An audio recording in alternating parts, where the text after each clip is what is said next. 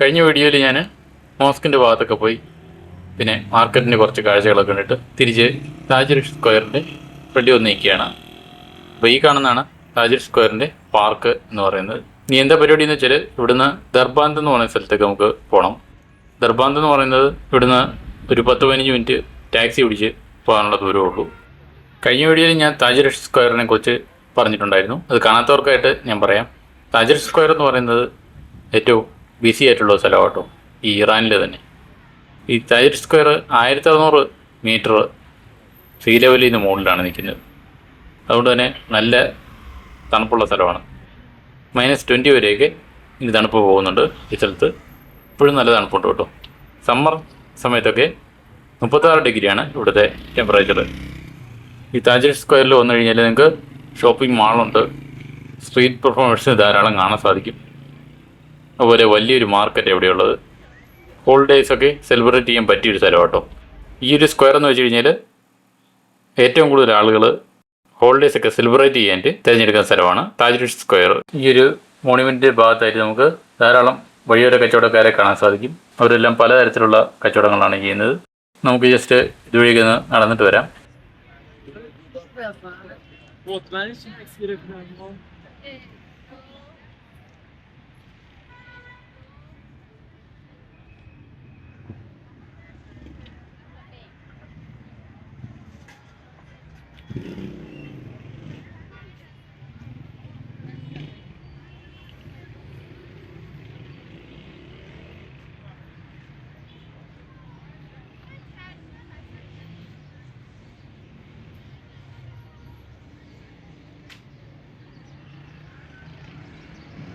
ഇത്ര തിരക്കുള്ള സ്ഥലമായിട്ടും ഈ ഭാഗമെല്ലാം നല്ല വൃത്തിയായിട്ടാണ് സൂക്ഷിച്ചിരിക്കുന്നത്.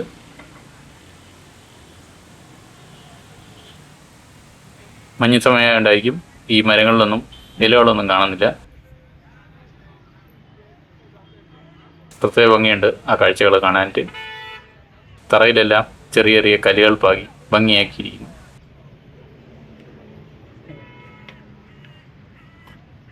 നേരെ വലിയ അസാബ് സ്ട്രീറ്റിലേക്കുള്ള ബോർഡ് കാണാം. അതുപോലെ തന്നെ ദർബാനിലേക്കുള്ള ബോർഡും കാണാൻ സാധിക്കുന്നുണ്ട്.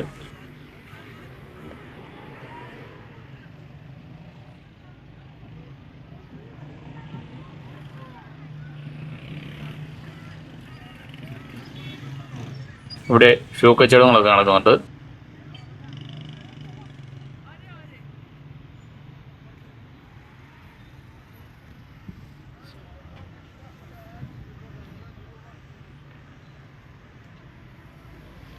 ഇനി നമുക്ക് ആ മോണുമെൻറ്റിൻ്റെ അടുത്ത് നിന്ന് പോയിട്ട് ആ പൂക്കളുടെ കാഴ്ചകളൊക്കെ കണ്ടിട്ട് വരാം.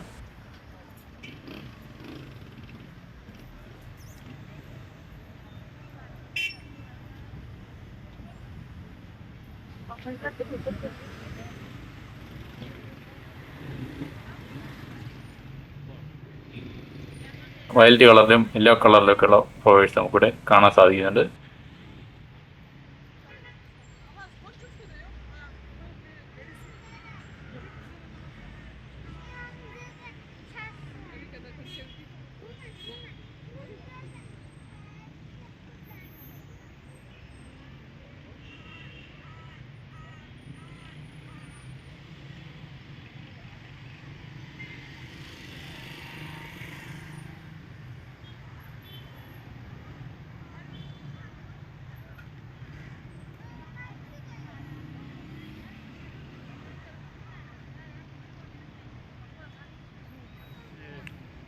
ഇനിയിപ്പോൾ ഇവിടെ നമുക്ക് ദർബാന്ത് വാലിയുടെ ഭാഗത്തേക്ക് ടാക്സി പിടിച്ച് പോയേക്കാം.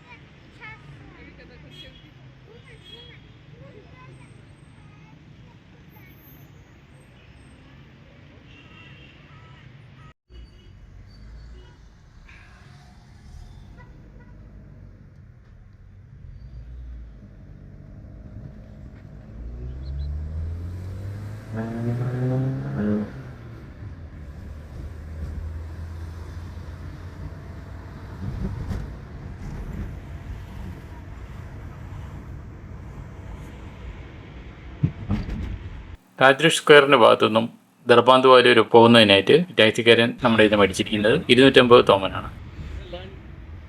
ഈ ഒരു സ്ക്വയറിൻ്റെ ഭാഗത്തുനിന്നും ദർബാന്ത് വാലി ഭാഗത്തേക്ക് പോകുന്ന കാഴ്ചകളൊക്കെ വളരെ മനോഹരമായ കാഴ്ചകളാണ്. നമ്മൾ ഈ പ്രദേശത്താണ് പോയിക്കൊണ്ടിരിക്കുന്നത്.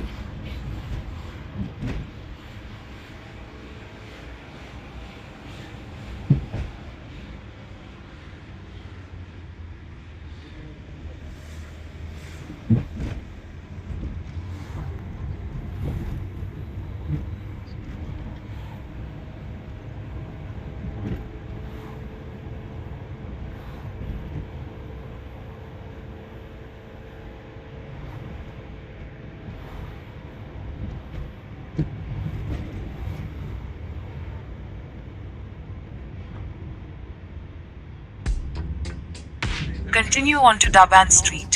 നമ്മുടെ ഈ ഇട സൈഡിലായിട്ട് നിയാവരൻ എക്സ്ക്ലൂസീവ് പാലസിന്റെ ഗേറ്റ് കാണാൻ സാധിക്കും. ഈ പാലസിനകത്തൊക്കെ കയറാൻ സാധിച്ചില്ലെങ്കിലും അതിന്റെ കുറച്ച് ദൃശ്യങ്ങൾ ഞാൻ നിങ്ങളെ കാണിക്കാം. ഇൻഡോ പേർഷ്യൻ കലാ സൗന്ദര്യത്തിന്റെ അദ്ഭുതമായ സമാഹാരമാണ് ഈ കൊട്ടാരം. ഇവിടെ കഫേകളുണ്ട്, വിശ്രമ മുറികളുണ്ട്.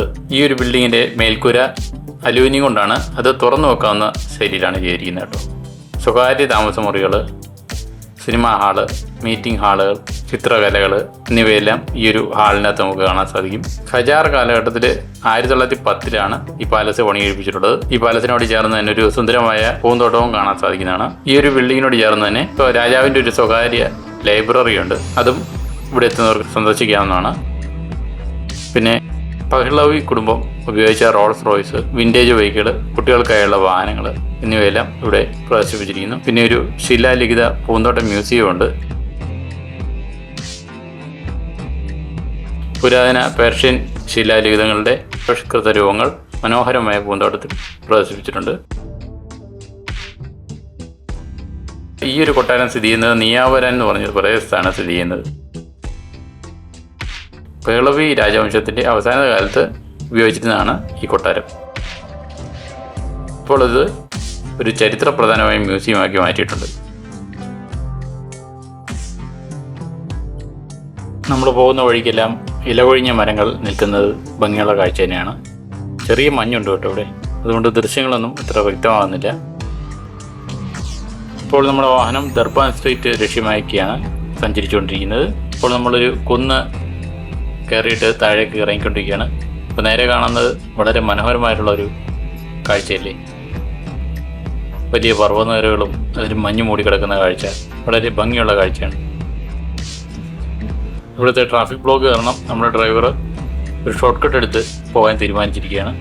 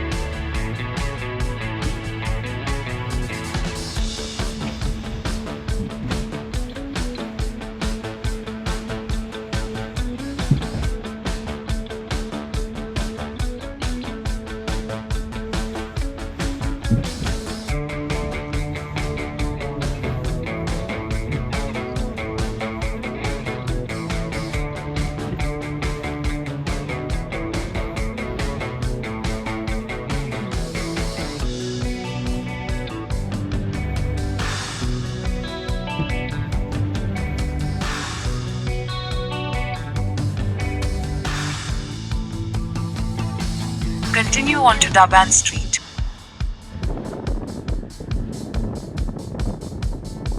Turn left onto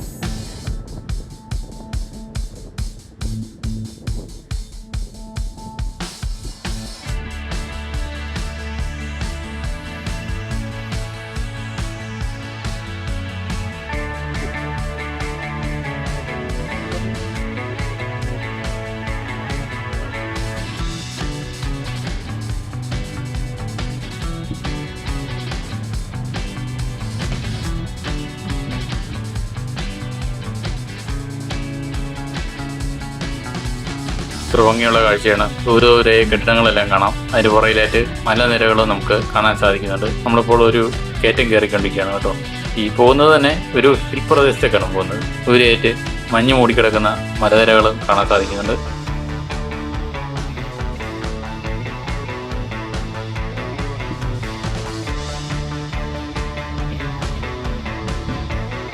ഇതുപോലത്തെ ഭംഗിയുള്ള മലനിരകളുടെ കാഴ്ചകളൊക്കെ ആസ്വദിച്ച് ഞങ്ങൾ ദർബാൻ സ്ട്രീറ്റിലേക്ക് പോയിക്കൊണ്ടിരിക്കുകയാണ്. ഈ പോകുന്ന വഴിക്ക് നമുക്കൊരു പാർക്കും കാണാൻ സാധിക്കുന്നുണ്ട്. ഇപ്പോൾ നമ്മളൊരു വലിയൊരു ഇറക്കം ഇറങ്ങിക്കൊണ്ടിരിക്കുക കേട്ടോ.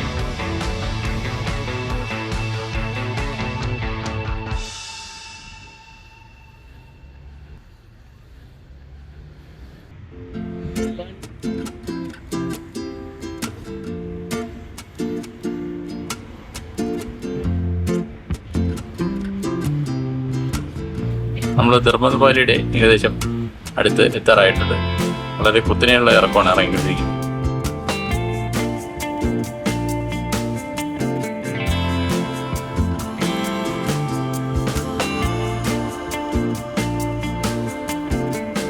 The pedestrian overpass.